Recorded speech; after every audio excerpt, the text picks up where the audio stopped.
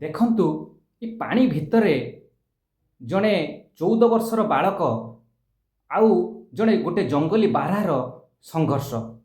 ଆପଣ ବର୍ତ୍ତମାନ ଭାବୁଥିବେ ଯେ ପିଲାଟି କ'ଣ ପାଇଁ ପାଣି ଭିତରେ ଏ ବାରହାର ବେକକୁ ଏମିତି ଜାବୁଡ଼ି ଧରିଛି। ପ୍ରକୃତ କଥା ହେଉଛି ଏ ପିଲାଟି ଶୌଚ ହେବା ପାଇଁ ଯାଇଥିଲା, କିନ୍ତୁ ସେଠାରେ ହଠାତ୍ ଏକ ଜଙ୍ଗଲୀ ବାରହା ତାକୁ ଆକ୍ରମଣ କରିଦେଲା।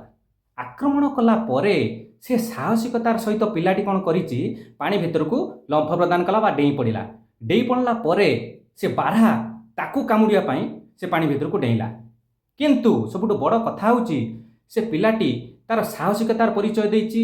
ସେ ପିଲାଟିର ବୟସ ହେଉଛି 14 ବର୍ଷ, ନାଁ ହେଉଛି ସୁମନ ଏବଂ ସେ ପିଲାଟିର ଘର ହେଉଛି କଟକ ଜିଲ୍ଲାର ବାଙ୍କୀ ଅଞ୍ଚଳ, ବାଙ୍କୀ ଗୋପାଳପୁର ଗ୍ରାମର।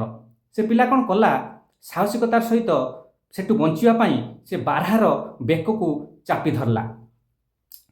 ତାପରେ ଖବର ପାଇ ଅଗ୍ନିଶମ ବାହିନୀ ଏବଂ ସ୍ଥାନୀୟ ଲୋକମାନେ ପହଞ୍ଚି ବାରହାଟିକୁ କାବୁ କଲେ ଏବଂ ସେ ପିଲାଟିକୁ ବଞ୍ଚାଇଲେ।